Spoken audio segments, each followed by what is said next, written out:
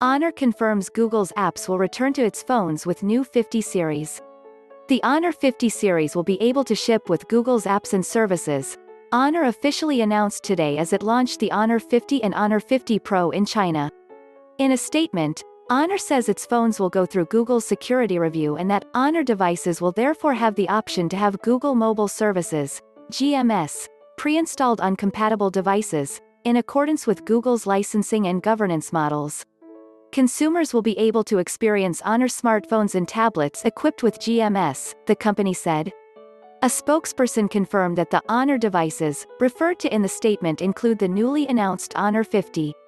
The device will be available for pre-order in China on June 25 and will come to international markets such as France, Malaysia, Mexico, Russia, Saudi Arabia, and the UK at a later date at a price that's to be announced.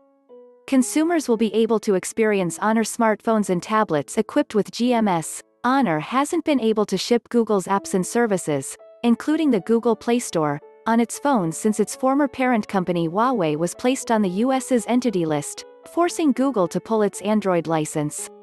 What's changed with the 50 series is that Huawei sold off Honor at the end of last year, allowing the company to work with Google once again. Huawei, meanwhile, is still unable to use Google's software and is positioning its own Harmony OS as a replacement. Reports about the return of Google's software to Honor's phones emerged last month, after the company's German Twitter leaked the news in a now-deleted tweet. Turning to the devices themselves, the most eye-catching thing about the Honor 50 and Honor 50 Pro are their rear cameras, which are arranged into a pair of circular bumps.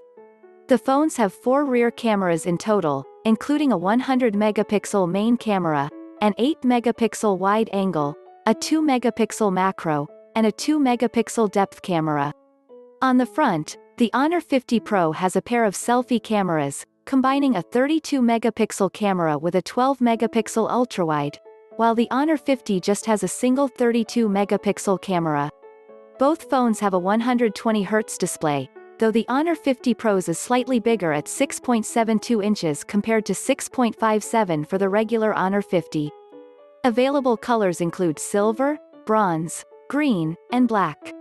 Internally, they're powered by a Qualcomm Snapdragon 778G processor.